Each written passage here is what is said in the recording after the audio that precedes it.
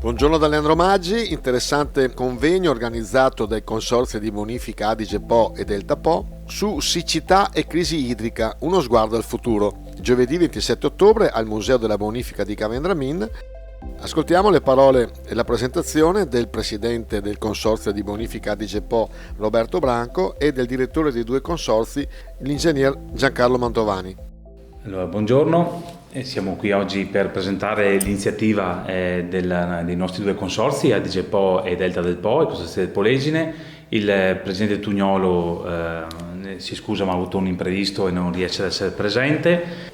Il convegno Consorzi di bonifica del Polesine incontro le istituzioni è un appuntamento fisso ormai che serve per un momento di incontro tra i consorzi e le istituzioni ai vari livelli, dalla regione alla provincia, ai comuni soprattutto.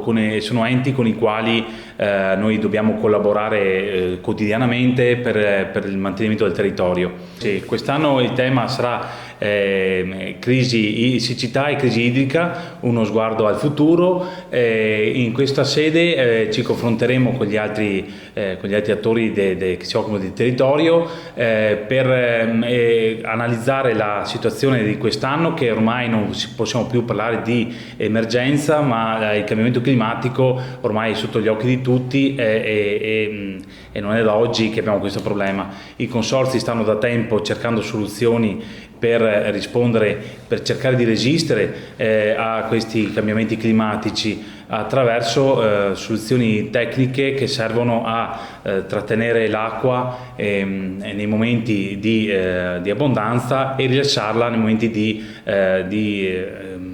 carenza. Una parte importante dove verranno effettuate le relazioni tecniche da parte di chi?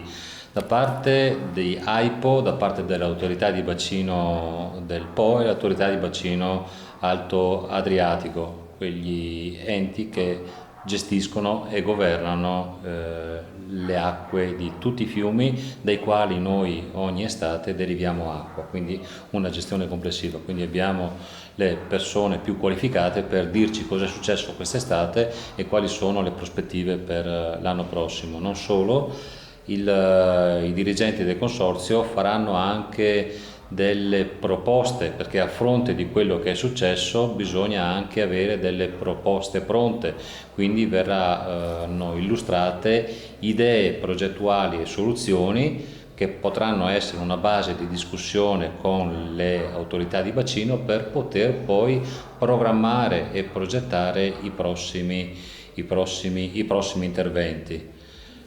A seguito di questo c'è un altro incontro tra le associazioni agricole del territorio e tra due sindaci che sono stati particolarmente colpiti dai problemi, il sindaco di Portotolle e il sindaco di Polesella. Ricordiamo che il sindaco di Polesella è anche presidente di ATO, quindi ha una parola in più nell'ambito del ragionamento sulla disponibilità d'acqua. Ricordiamoci che ATO preleva l'acqua dai fiumi, a parte quella che sta facendo venire dalla Pedemontana. In più c'è la presenza del dottor Contarin, che è un dirigente regionale che si occupa di bonifica e di irrigazione per quanto riguarda il territorio del Veneto, quindi una platea di persone molto qualificate che sono quelle che poi si devono incontrare per dare soluzione ai problemi che sono emersi.